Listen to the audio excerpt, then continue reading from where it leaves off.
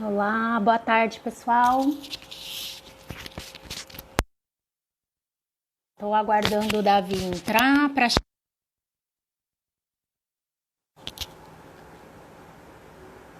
Oi, Mari, tudo bem? Esperando o Davi me dar um oi aqui para eu poder chamá-lo. Vamos aguardar um pouquinho.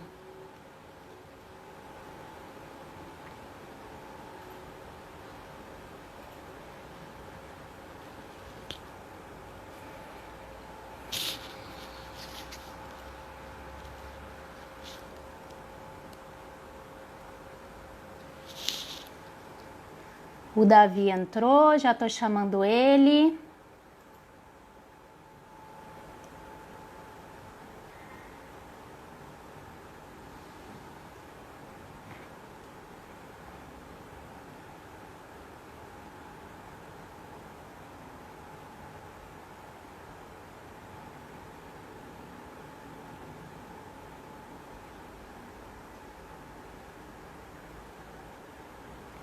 Pronto, aguardando o Davi entrar.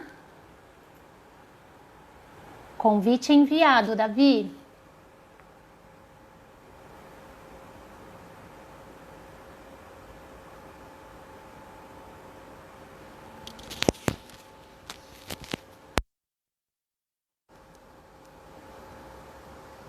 Você recebeu, Davi? Se não recebeu, me avisa aqui no chat, por favor, que eu te chamo novamente.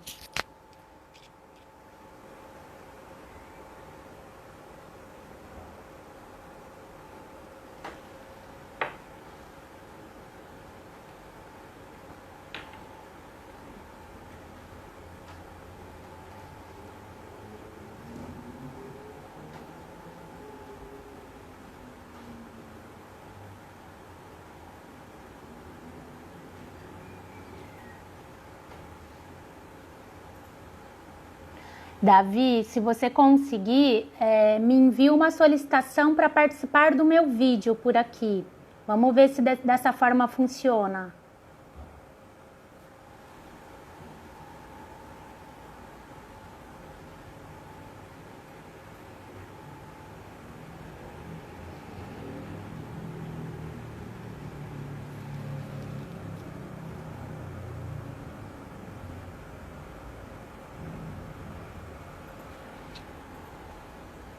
Vamos aguardar mais um pouquinho.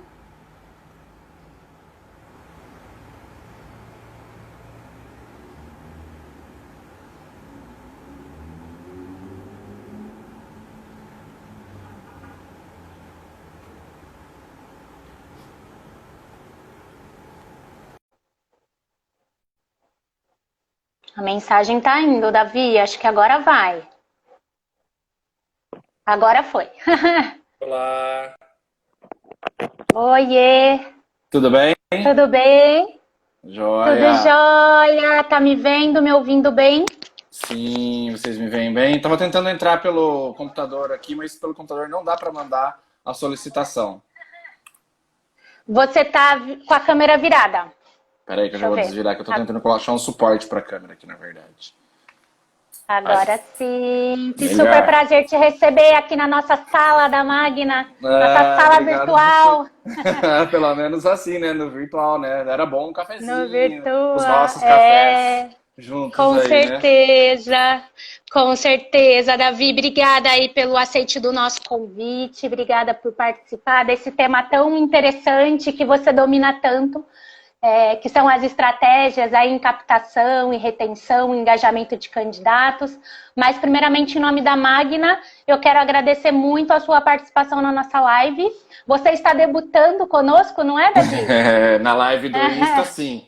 Do Já Insta, fiz sim, live, né? já fiz live no YouTube, no LinkedIn, agora no Insta pela primeira vez. Inclusive, você sabe, você que me arrastou para o Insta. Apesar de ser um amante das mídias sociais, estava resistente para me jogar aqui. Agora me joguei.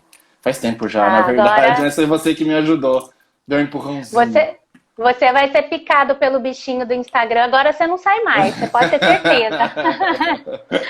Legal. Mas, bom, para quem não conhece o Davi, né, o que é difícil não conhecer, o Davi é bastante conhecido ainda mais no mundo de RH, no mundo de Talent Acquisition, né? Acho que a gente já tem bastante contato há muito tempo. Eu tive a honra de trabalhar com o Davi como parceiro, como cliente. Hoje nós somos amigos, né? Uma pessoa que eu considero, além de um super profissional, uma super pessoa.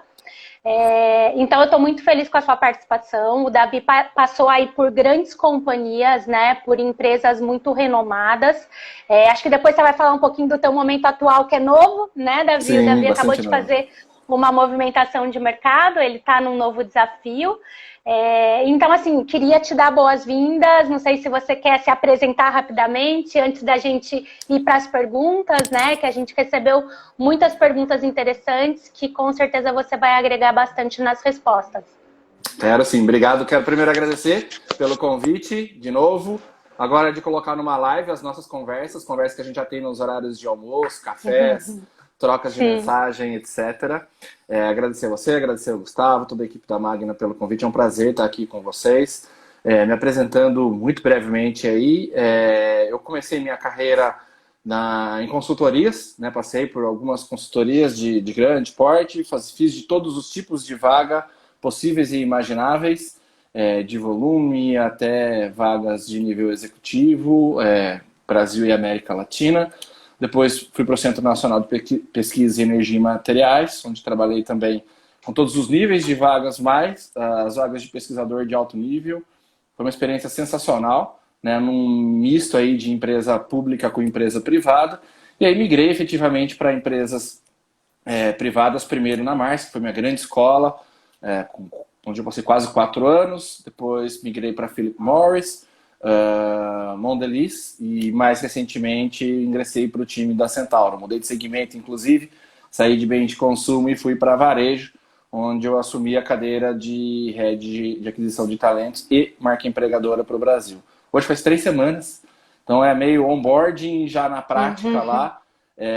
Muita coisa legal acontecendo, vários desafios interessantes e estou super empolgado aí em fazer acontecer agora num outro segmento e com um time novo também. Que legal, parabéns pelo novo desafio, viu, Davi? É uma empresa sensacional, né? Eu conheço bastante de ouvir falar de mercado, de pessoas, de networking, então eu tenho certeza que você vai ter muito sucesso lá, vai colher muitos frutos aí de toda essa bagagem de Mars, de Mondelez, de Philip Morris, enfim. Acho que você tem muito a agregar. Obrigado, obrigado. A gente está num momento sensacional. Foi aprovado recentemente, inclusive, né, a compra da Nike. Então, como é que você lida, né, com uma empresa de varejo de 40 anos, mais Nike, que é uma marca global, mais os desafios de assumir a área de tecnologia também. Tá bem bacana, tô super empolgado aí. Que bom, Davi. Vamos partir, então, para responder as principais perguntas da enquete. Tá preparadíssimo? Preparadíssimo. Fiz uma colinha aqui para a gente tentar se organizar, né? Legal. Bom, vamos lá. A primeira pergunta, né? Como gerenciar tantas pessoas de alta performance em meio a uma empresa tão reconhecida? Há palco para todos? Eu acho que é mais no sentido, já que você passou por empresas de renome, né? Empresas gigantes, sonhos de consumo para as pessoas trabalharem. Entram muitos potenciais, muitas pessoas de alta performance. Como dar palco, dar visibilidade para todos esses potenciais? Eu acho que a gente toca aí nessa questão não só no fato da empresa ser uma empresa de grande porte ou da visibilidade dos seus produtos, porque isso acontece em todas as empresas. Na verdade, o principal papel do líder é um papel de remover barreiras e ajudar no desenvolvimento, ser um facilitador do desenvolvimento do seu time. Eu converso muito com a galera de inovação, a galera do Red Labs, se tiver alguém aí, um abração para vocês. E a gente fala muito assim, o principal do líder é, no mínimo, não atrapalhar. Então, se você não atrapalhar o desenvolvimento da tua galera, você já está ajudando. Mas, lógico que a gente pode e deve ir além. Né? O principal ponto que eu acho que toca nessa questão é como que você entende qual que é a jornada que cada um tem que construir. E ao invés de partir de um pressuposto que todo mundo tem uma finalidade única, a gente entender que todo mundo tem uma finalidade que é a mesma para todos, a gente tem que entender que todo mundo tem uma história única. E essa história é o que vai compor os desejos, as aspirações, as vontades das pessoas. A partir da hora que você entende isso, você entende que, independente de para onde a pessoa vai, você tem que ter um papel aí de ajudar essa pessoa até chegar àquele caminho. Né? No meu time já tive pessoas que queriam continuar em Talent Acquisition e crescer ali, queriam ir para uma posição de business partner. Já teve gente que passou pela minha área, curtiu e chegou uma hora e falou, eu queria tentar marketing. E aí o nosso papel foi facilitar a passagem dessa pessoa para esse momento. Então, acho que se a pessoa é talento, ela vai se desenvolver seja na tua área, seja na tua empresa ou seja fora da tua empresa. Então, que pelo menos seja, se não na tua área, na tua empresa. Assim você consegue reter esses talentos, né? Já que é um tema tão em pauta hoje em dia, né? Eu lembro de uma... É reter para a empresa, não é reter para você, gestor. Né? Exato, reter para a empresa. E hoje é muito relativo essa questão da retenção, né? Você tem uma mudança até nos paradigmas de trabalho. Lógico que o Covid veio para atrapalhar tudo, mas você tem novos formatos de trabalho surgindo a todo momento, né? Pessoas que já não estão mais a fim de permanecer 20 anos na mesma organização, ou tem pessoas que ainda querem ficar 20 anos na organização. Se você pegar as empresas mais desejadas do mundo e pegar um estudo que foi feito recentemente, agora eu não me lembro de cabeça de qual fonte é esse estudo, mas principalmente das empresas de tecnologia, o tempo médio das empresas das pessoas nessas empresas é de 2 a 3 anos, que é pouquíssimo, se você for pensar.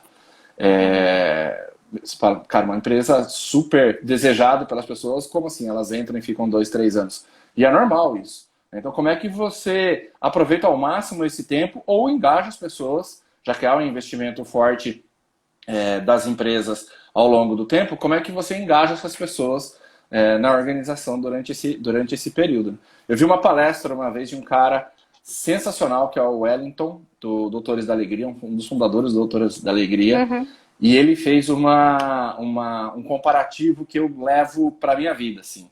Ele diz que as empresas jamais devem ser depósitos.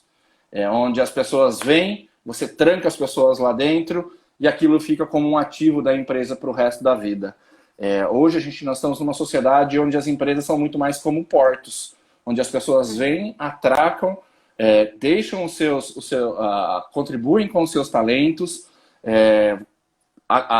captam alguma coisa da empresa, um aprendizado, e depois partem. Eu acho que isso a gente tem que levar para a vida. E vão desbravar outros mares, desbravar outros mares e voltam depois para aquele mesmo porto, às vezes, ou contribuem de uma outra forma para aquele porto. Então, como é que a gente se apega muito mais a desenvolver as pessoas, independente do para quê?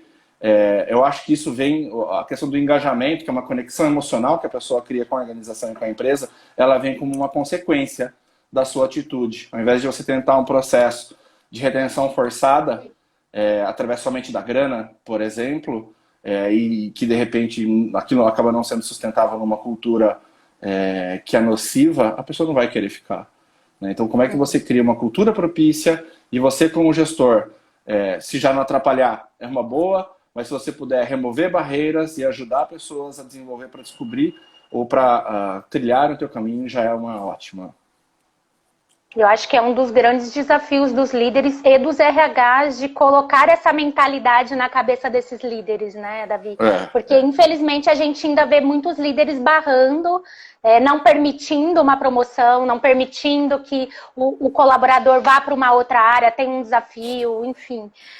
E cada vez mais o RH precisa ser um parceiro no sentido de abrir essa mentalidade, porque senão as pessoas não vão sobreviver, os talentos não vão sobreviver lá dentro. Não vão sobreviver. Agora, lógico, nós estamos numa situação super atípica, desemprego em alta e tal, mas numa situação onde nós não temos um cenário tão crítico como esse, a debandada acontece. Inevitavelmente, essa debandada acontece.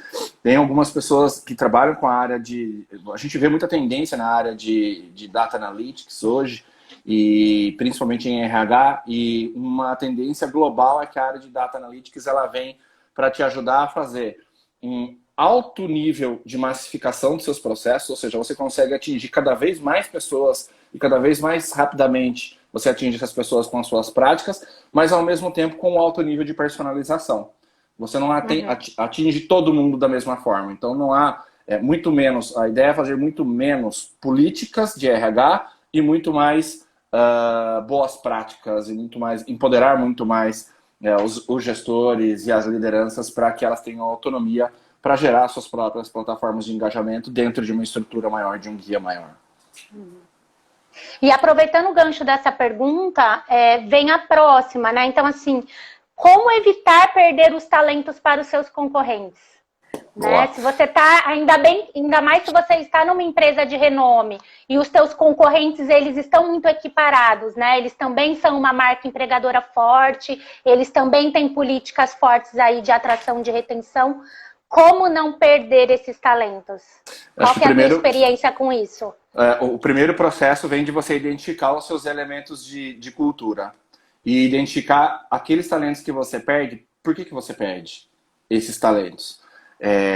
Quais são os motivos? Talvez um processo de diagnóstico aí seja bastante interessante, mas um diagnóstico sem reflexão em cima do porquê você perde versus os elementos de cultura que você precisa eventualmente mudar ou aqueles que não estão de acordo com aquele perfil, vão fazer você recalibrar os seus elementos de cultura ou recalibrar até as suas expectativas de contratação, principalmente quando o turnover é muito alto em alguma área específica, ou você tem um turnover muito acelerado nos primeiros anos da organização, ou em um determinado nicho de mercado. Você atrai, mas perde rapidamente jovens, por exemplo.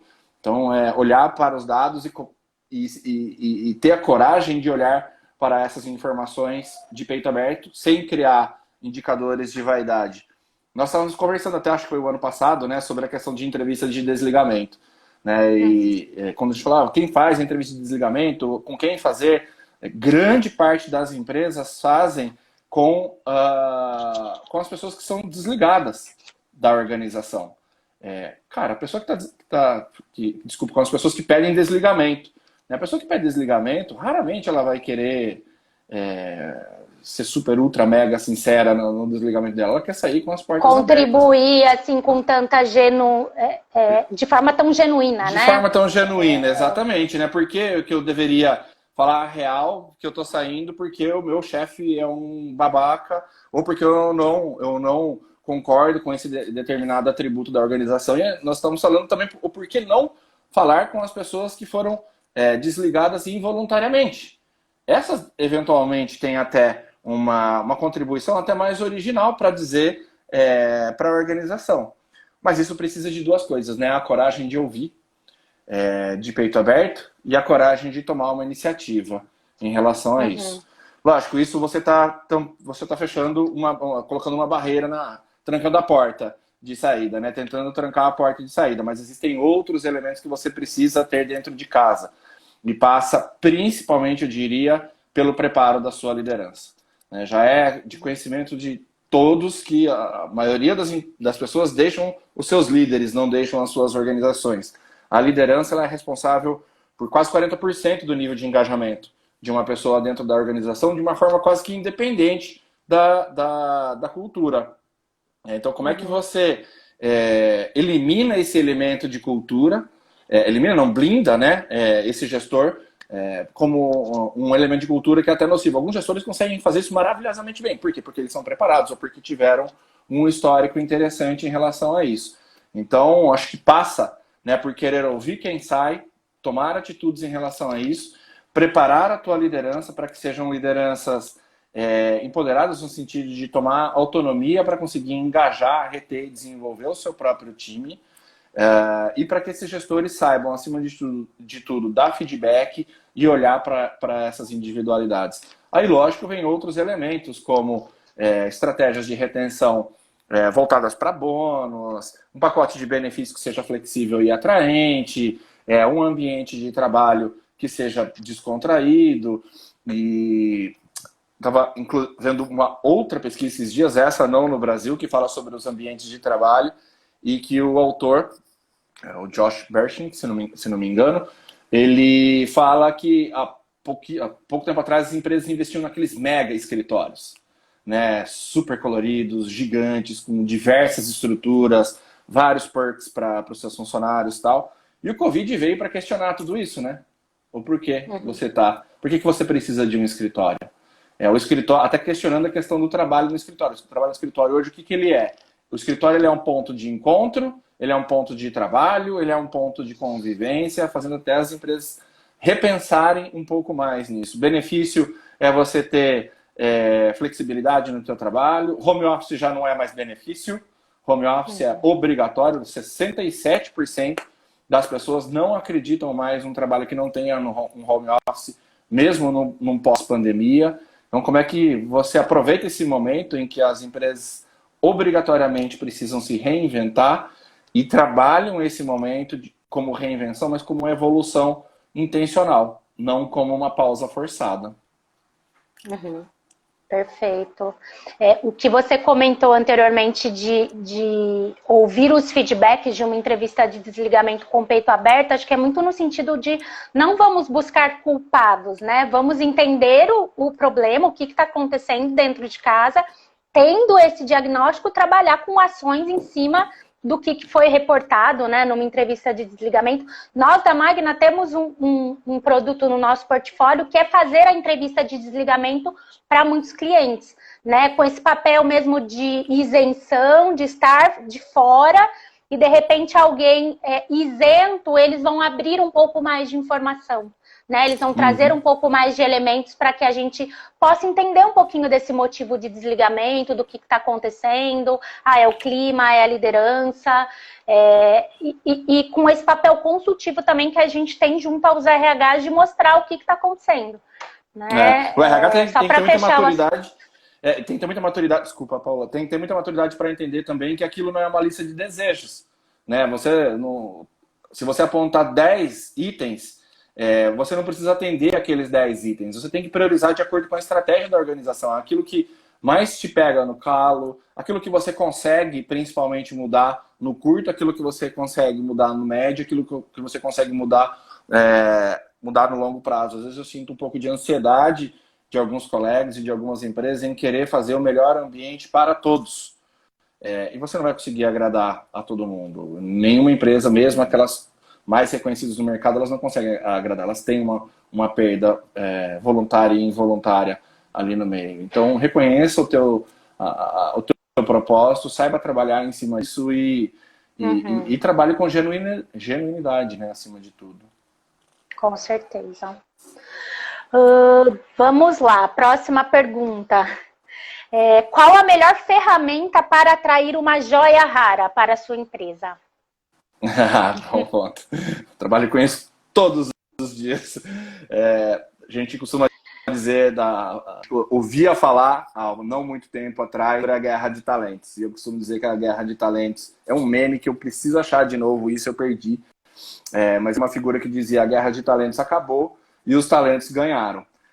Embora algumas pessoas sejam resistentes em relação a isso, citem dados de desemprego, enfim, pré e durante a pandemia e tal, mas o fato é que a gente liga quase que pelo mesmo nicho de mercado em algumas posições, principalmente, né? Acho que atrair a joia rara é, acima de tudo, entender o teu propósito, os teus valores, e passa por um tema que eu amo, obviamente, que é a questão de marca empregadora. Como é que você se posiciona para atrair esse profissional?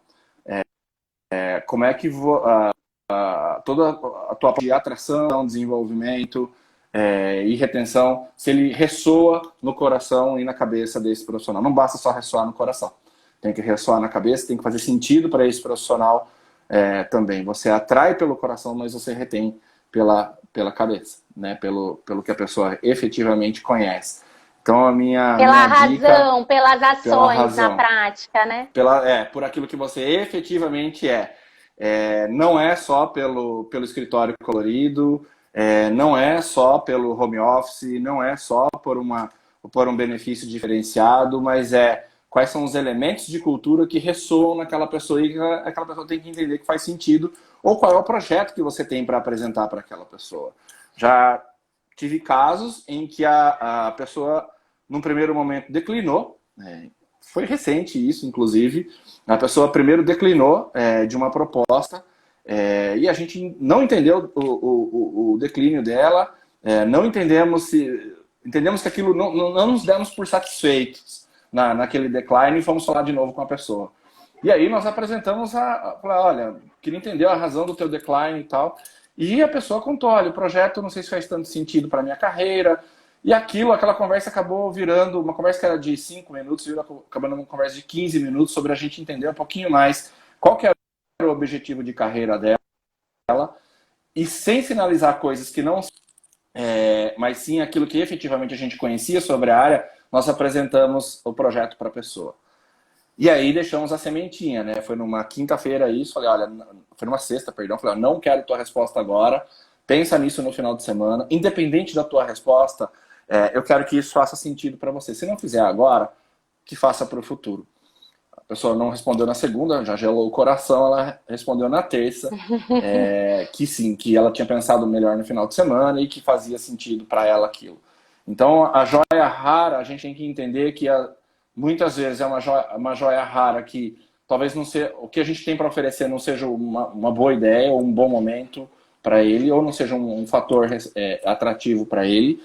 E a gente precisa entender se nós temos flexibilidade para realmente atrair aquela joia num projeto que faça sentido, numa cultura que faça sentido para ele e no momento que faça sentido para ele também. Se ele acabou de entrar e está engajado numa outra empresa, você tem que ser muito mais agressivo em todo o seu pacote de proposta de projeto, de benefícios, de salário, para conseguir atrair. Então, acho que não é um só elemento, são vários, mas que passa por marca empregadora, vai pelo projeto que essa pessoa está desenvolvendo, se o projeto que você tem para oferecer faz sentido para o coração e para a cabeça dessa pessoa, e finaliza depois com uma offer que efetivamente faz sentido, que no final do dia todos nós temos essa paixão incrível por pagar os nossos boletos em dia. Né? Então a offer também tem que fazer sentido para essa pessoa. Que ela caiba, que ela se ajuste dentro da sua vitrine como joia, né, Davi? Ela precisa ter esse espaço, né? Senão não vai fazer sentido contratar essa joia, sendo que ela vai ficar ali escondidinha, não vai ser mostrada para ninguém, vai estar dentro de um mostruário, né? Então acho que o objetivo é justamente esse, né? Mostrar o valor. Né? Mostrar o valor e mostrar a possibilidade. E eu sei que você faz isso muito bem. Porque eu já tive você como cliente, eu sei o quanto você engaja nesse sentido genuinamente, de mostrar, olha, a nossa empresa, ela é assim, os nossos valores são estes, os projetos são estes, e de encantar os candidatos, né? Acho que você faz isso com muita propriedade, faz muito bem. Por isso que você é um coautor de um livro recente, né? Você quer contar um pouquinho desse livro pra gente? Quero. Nós fomos o primeiro livro sobre Employer Branding no Brasil. Eu fiz um curso de Employer Branding há um tempo atrás com a Vivi Mans e a Bruna Massenhas. E já era um apaixonado pelo tema e comecei a me desenvolver e conhecer mais sobre isso. E aí tive a oportunidade, realmente, da estratégia global de Employer Branding na Mondelez. E aí elas me chamaram, elas estavam procurando alguns coautores para contar algumas histórias no livro, e elas queriam alguém que tivesse essa passagem por uma empresa de grande porte, que tivesse essa experiência de fazer um deployment de uma estratégia internacional, e me ofereceram esse desafio. Gelo na espinha, né, no primeiro momento, que nunca escrevi um artigo que para um livro, né, escrevia mais questões acadêmicas, assim, mas topei o desafio, e a Bruna e a Vivi são umas queridas. Lançamos, tem um mês, acredito, do lançamento, já está disponível aí. Você vai contar depois ou da surpresa que você prometeu lá, né? Mas tem cases de empresas sensacionais, tem o case da Cibele, do Açaí, da Fer do Pra Valer, Matheus da Móvel, tem textos introdutórios de um dos papas, um texto de abertura de um dos papas do Employer Branding no mundo, além dos textos da Vivi. É o primeiro livro do tema no Brasil, né, Davi? É o primeiro. Embora seja um tema bem conhecido, não é tão amplamente divulgado, né, aqui. É o primeiro em português do Brasil. Né? Nós tínhamos outros em português de Portugal, e depois quem quisesse saber sobre isso, tinha que encomendar livros em inglês ou em outros idiomas. Mas uma coisa que a sacada da Vivi e da Bruna é que elas perceberam que existiam poucos cases nacionais. Nós sabemos algumas dores que só o Brasil tem, o Employer Branding tem muito disso.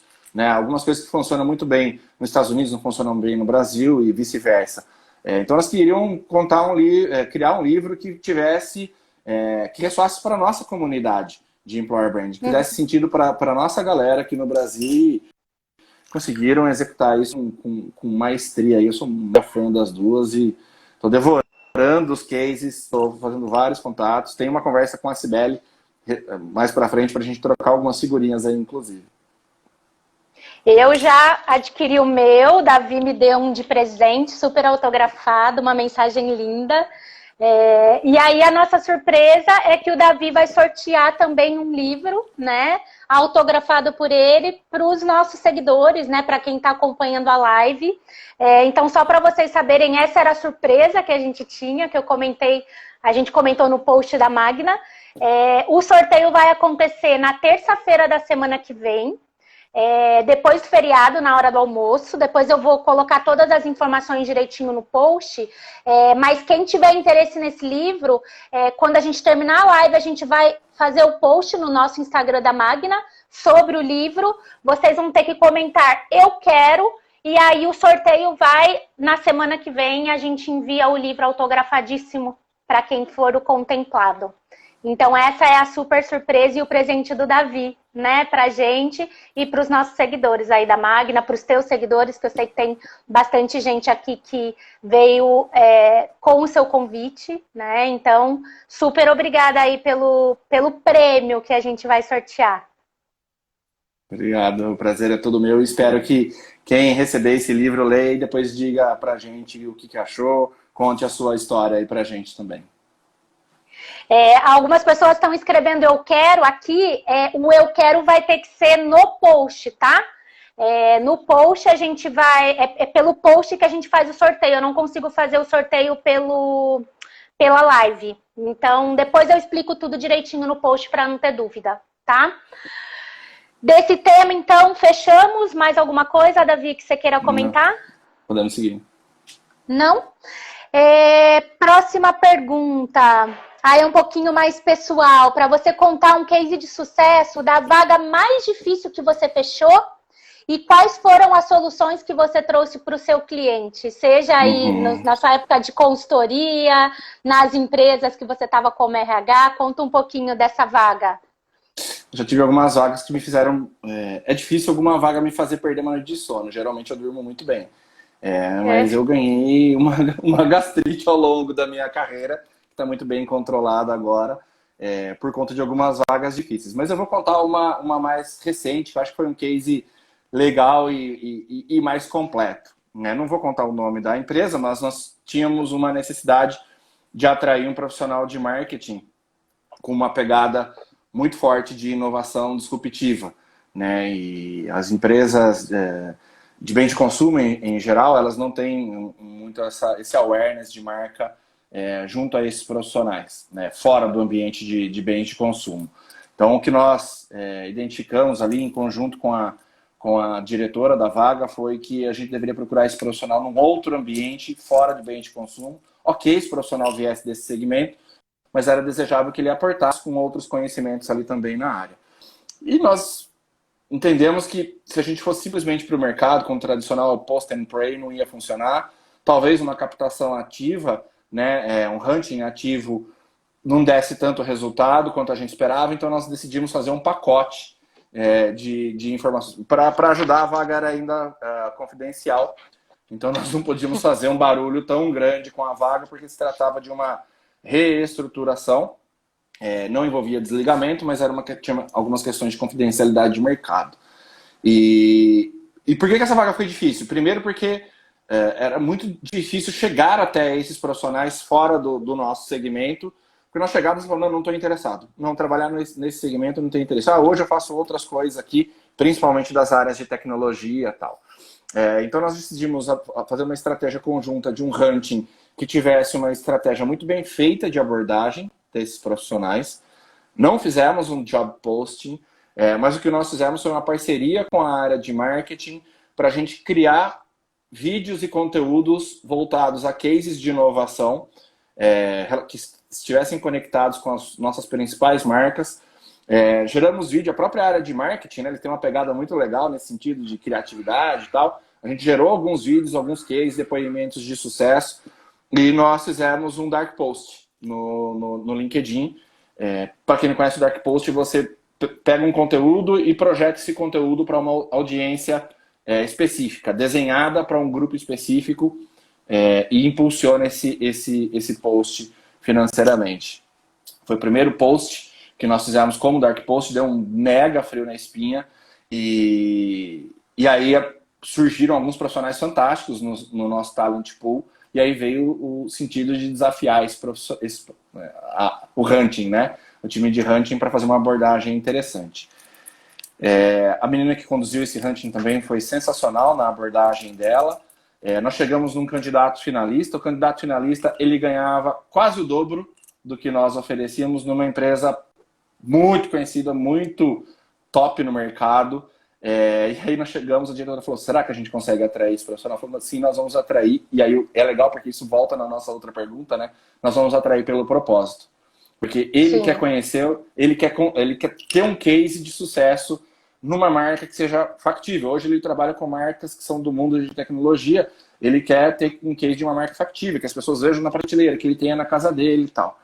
E fizemos toda uma estratégia de abordagem e venda do processo. Já que na job offer a gente não ia conseguir chegar no dobro do nosso salário, né, nós fizemos toda uma estratégia de venda, de engajamento dele, para que isso fizesse sentido. Ganhamos o coração dele no processo seletivo, e depois ganhamos a cabeça dele, né, o cérebro dele, a vontade dele querer vir para a gente durante o selling da vaga pela diretoria. Levamos ele para falar com o nosso CEO, alinhamos o discurso também com o nosso CEO, e ao final ele topou fazer esse processo. Então não foi o processo mais difícil no sentido do perfil mais complexo, mas foi o processo mais difícil no sentido de desafio de trazer alguém inédito para a organização, quebrar barreiras dentro da organização para que ela estivesse aberta para receber esse profissional. E foi difícil convencer os gestores dessa mudança de... Muda o status quo aí de contratação, de segmento, de tudo, né? Muda total. A gestora, a diretora foi menos difícil, porque ela é muito aberta para isso, ela é super ligada nessas questões de inovação. Mas os pares foi mais difícil, porque eles ficavam, mas ele não conhece do produto, mas ele não conhece do segmento, como é que ele vai fazer? Gente, no fim do dia parece fácil, né? Você falar, mas isso a gente treina, mas você convencer as pessoas sobre isso é muito complicado, né? Passamos até por falar com a VP da área, como é que a gente faz um onboarding robusto para esse profissional antes da gente saber se ele ia aceitar a nossa vaga. Como seria o onboarding dele, acho que ele nem sabe disso até hoje, em como é que seria o onboarding dele caso ele fosse aprovado, para garantir que ele teria esse banho de loja de produto. Então a gente teve que deixar a área muito segura para comprar esse desafio.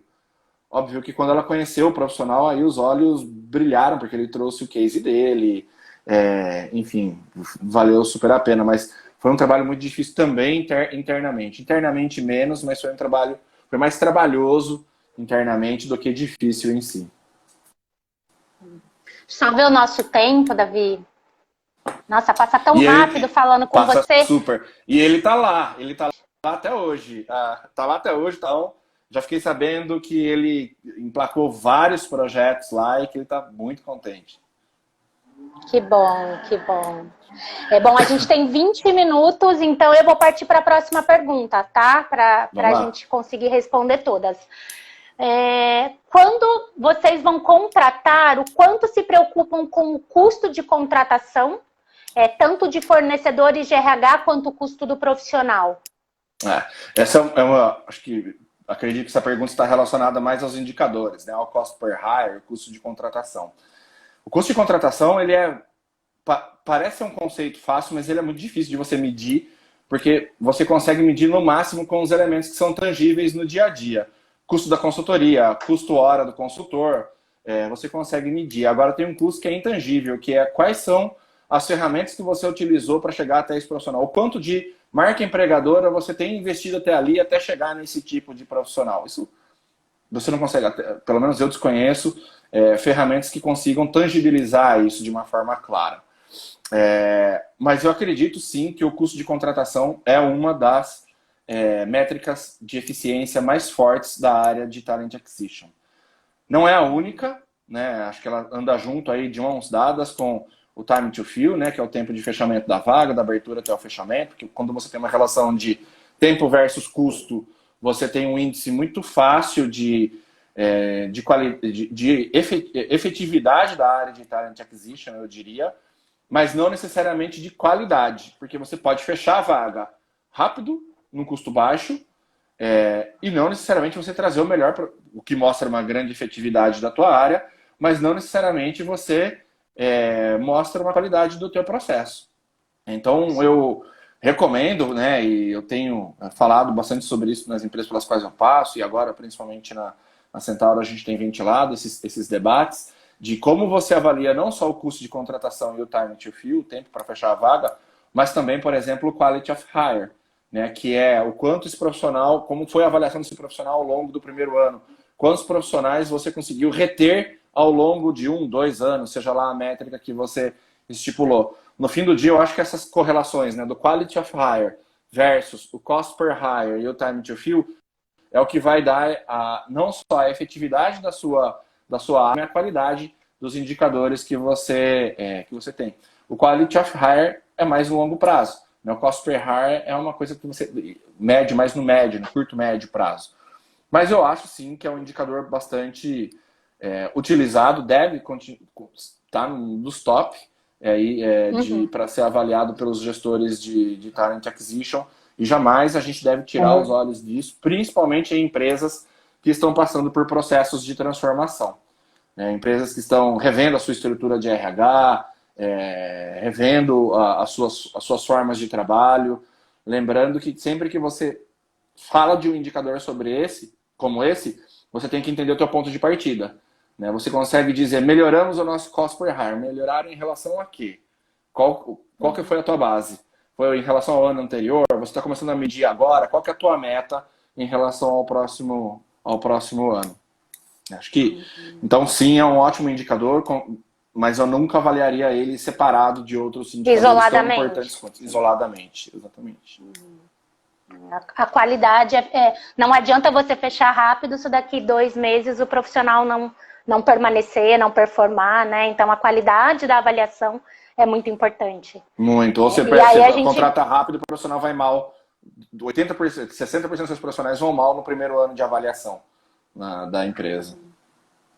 A gente na Magna procura muito fazer esse acompanhamento muito próximo dos nossos clientes. Então, assim, para a Magna não é, olha, eu fechei a vaga, acabou o processo, Davi, muito obrigada. Não, a gente faz um acompanhamento, um pós-venda, inclusive com o candidato, né? De tentar também entender dele como que ele está percebendo a organização. A gente fala com você, cliente, e fala com o candidato, que também é o nosso cliente, né? De quais são os pontos fortes na vaga, se ele está satisfeito, se ele não está satisfeito, por quê. Acho que é muito importante a gente ter essa percepção do outro lado também. Não só do RH, mas também do contratado, né? Com certeza. Outra pergunta, Davi. Como atrair os melhores talentos? Essa pergunta é complicada. Como atrair os melhores talentos se a empresa tem uma imagem negativa no mercado? É complicado mesmo. Não atrai? Não, atrai, poxa. Eu acho que passa por você entender quais são os seus diferenciais, né? Entender quais são... Tem aí algumas coisas rápidas e não tão rápidas para você entender. A mais rápida é quais são os diferenciais, por mínimos que sejam, que você pode usar para atrair os profissionais no mercado. Né? E como é que você potencializa esses diferenciais e mostra esses diferenciais para o mercado para que você consiga, sendo original, isso é importante, né? Não atrair por diferenciais que são fakes, para não contratar mentiras. E atrair os profissionais que já imediatamente se identificam com esses seus diferenciais. Mas eu acho que é fundamental você entender por que a sua empresa tem uma imagem ruim. E retroalimentar os debates dentro da organização sobre se existe alguma perspectiva, se existe possibilidades ou como vocês poderiam mudar essa imagem no mercado. Porque se a imagem é assim no mercado, ela não vem à toa. Ela vem construída por um histórico de ex-profissionais, de alguns posicionamentos que a empresa eventualmente fez de uma forma errada no passado, ou de um posicionamento de employer branding não muito correto com o seu DNA e que depois acaba sendo distorcido pelos profissionais que chegam lá dentro, que entraram com uma visão distorcida, etc. Eu acho que o primeiro ponto é entenda os seus diferenciais positivos e potencialize a comunicação desses diferenciais para começar Coloca a atrair... luz, holofote neles, né? Bota eles no spot para começar a atrair a partir disso, mas não deixa de fazer a autocrítica, né? Não deixa de olhar para esses elementos. Tem um case famosíssimo de uma empresa super conhecida no mercado, e eu acho que essa empresa está fazendo um trabalho belíssimo de reversão de uma marca empregadora, né? Essa empresa ela tem uma imagem de ser uma empresa bastante ousada, com um perfil bastante empreendedor, mas também bastante dura na sua cultura, com elementos até nocivos da sua cultura que não seriam admitidos de forma alguma hoje por qualquer profissional. E essa empresa vem trabalhando há alguns anos já na reversão dessa imagem, consistentemente trabalhando na reversão dessa imagem. Quando eu olho para a marca empregadora, eu falo, cara, esses caras estão fazendo um trabalho belíssimo, falando sobre diversidade, abrindo as portas para diversas iniciativas, com um pilar de sustentabilidade maravilhoso. E aí, às vezes, eu curiosamente pergunto, o que você achou disso para profissionais do mercado? Participei de um processo na empresa tal. E eu pergunto para ele o que ele achou. Alguns falam que se surpreenderam com o posicionamento da empresa, mas alguns que não se aplicaram, que não conhecem a empresa, ainda a veem com aquele diferencial negativo, com aquela má imagem. Aquele estigma do passado, de anos né? atrás, cara. De anos atrás. E é bizarro, porque a empresa no passado, ela se esforçou tanto para reforçar aquele elemento como um elemento da sua marca empregadora, antes até da gente falar o que era a marca empregadora, que aquilo virou uma cicatriz na organização, na cara da organização. Ela pode passar uma maquiagem ali em cima, mas um dia aquilo vai sumir. Mas ela está tendo um trabalho gigante para desfazer aquela imagem que ela construiu no passado. Acho que a gente tem muito para aprender com isso. Principalmente de que sim, é possível corrigir rotas na cultura da organização. Sim, é possível corrigir rotas na sua proposta de marca empregadora. Mas você tem que ter muito cuidado a partir da hora que você começa a se posicionar fortemente de uma determinada maneira. Porque aquilo ela vai acabar imprimindo nas pessoas do mercado uma imagem que dificilmente você consegue rever depois sem um trabalho gigante por trás disso ou com o triplo do trabalho que você teve para construir. Então, para encurtar a história, a resposta aí para a colega ou para o colega que deixou essa pergunta, eu diria, olhe para os seus quick wins, olhe para aquilo que você tem de positivo e consegue potencializar, mas seja um membro ativo da crítica dessa cultura e veja o que você consegue mudar e melhorar com isso. Para que você consiga reverter antes que seja tarde. E hoje em dia é muito fácil a gente pesquisar sobre as empresas, os candidatos, por exemplo, né? Eles têm ferramentas poderosíssimas, mídias sociais, que a mídia social tem um poder muito forte, né, de denegrir ou de evidenciar positivamente a imagem de uma empresa.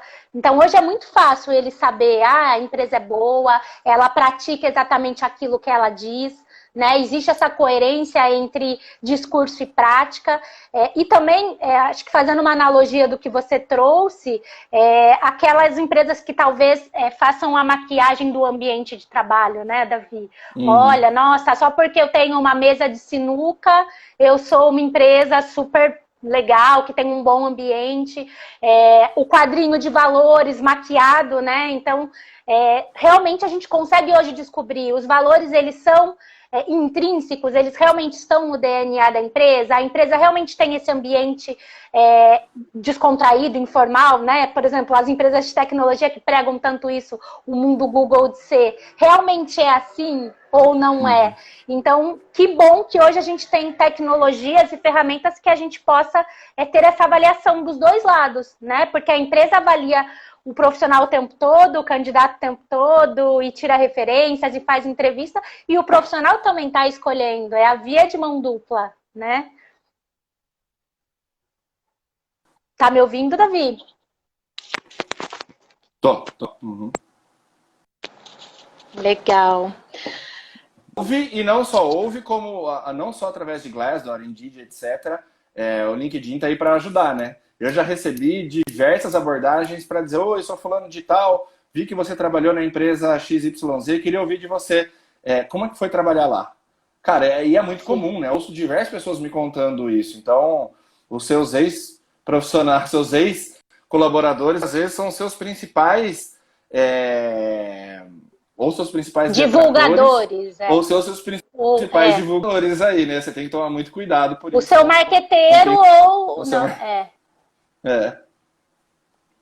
nossa, e a gente também, você trabalhou em consultoria, eu trabalho em consultoria, a gente, para nós é importante também ter essa referência, né? Óbvio que a gente precisa filtrar com quem a gente está falando, ter uma visão bem equilibrada dessas referências, mas é super importante, né? E a gente leva muito em conta. Bom, a gente tem mais 6 minutinhos. Você quer acrescentar alguma coisa dessa pergunta? A gente abre para perguntas aí para quem está na live. Acho que podemos abrir para quem está na live. Ver se tem alguma pergunta aí. Pessoal, se alguém tiver pergunta, eu vou vasculhar aqui lá desde o começo, ver se vieram perguntas para te fazer, Davi. Davi tem muita coisa para acrescentar. Vamos lá. E Davi, só para te explicar, a live com 1 hora ela se encerra. Vai ficar gravada sim, o Will perguntou se vai ficar gravado, é isso que eu ia falar. Com 1 hora o Instagram derruba, então quando tiver quase dando 1 hora a gente tem que encerrar para eu conseguir gravar a nossa live. Que se o Instagram nos derrubar, eu não consigo deixar ela gravada. Mas vai ficar sim gravada e aí ela vai para o IGTV da Magna, tá? E para o nosso YouTube. Alguém tem perguntas? Mais perguntas?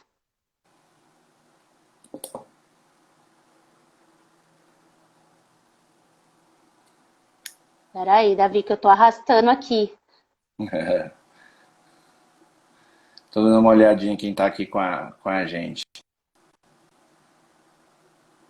A AK Psico disse: Davi, que bom te ver. Não sei quem é. AK Psico. Quem será que é? Sempre bom ver o Davi. Manda um oi aqui pra gente. A Roberta Alves estava aqui também. Roberta, minha comadre, querida.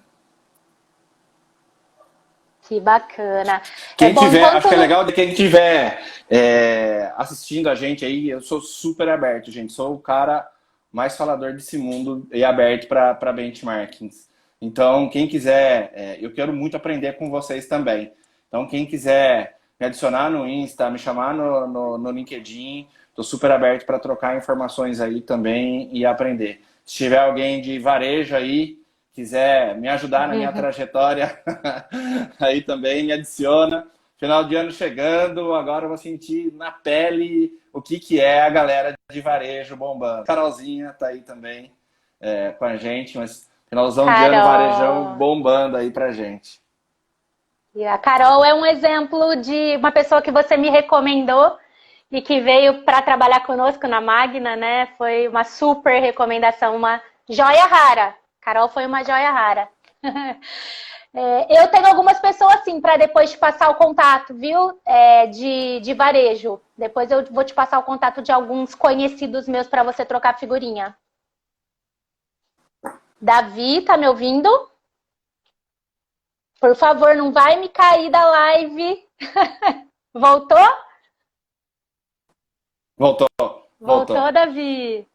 Mas eu te ouvi, só travou a imagem. Só passa os contatos. A Carol, inclusive, ela começou, é um dos que eu falei que começou em outra área. Começou em outra área e depois veio para Talent Acquisition, se apaixonou e está aí até hoje também. Tá aí até hoje, firme e forte. Gente, eu vou ter que encerrar, tá faltando 3 minutinhos para a live para a gente ter a segurança. Eu só vou reforçar então do sorteio.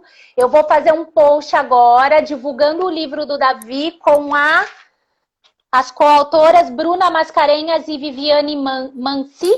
É isso? Eu sou coautor, na verdade. A Bru e a Vivi são as autoras. São as autoras, Bruna Mascarenhas e Viviane Mansi. Então, vocês têm que comentar no nosso post falando eu quero. E o sorteio vai ser feito, então, na terça-feira da semana que vem, que é dia 8, depois do feriado, na hora do almoço. Aí a gente divulga quem que foi o vencedor aí do livro. Aí. Tá, vai sair a imagem espelhada, mas ó, tá fresquinho. Tá fresquinho com aqui. dedicatória, né, Davi? É isso aí, é isso aí. Davi, super obrigada, muito bom falar com você como sempre. Tô muito feliz aí da nossa live, de você ter feito o seu debut conosco, debutou conosco.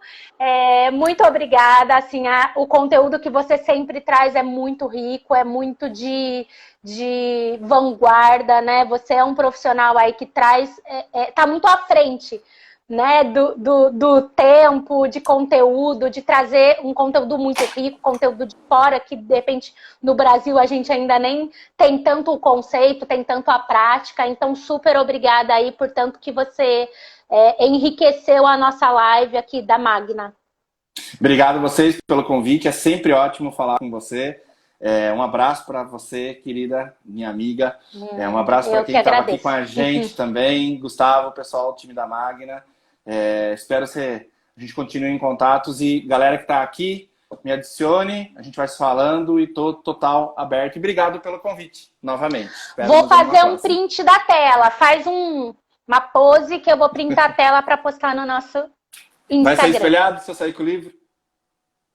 Ah, mas é legal. Pode postar. Vamos lá. Peraí.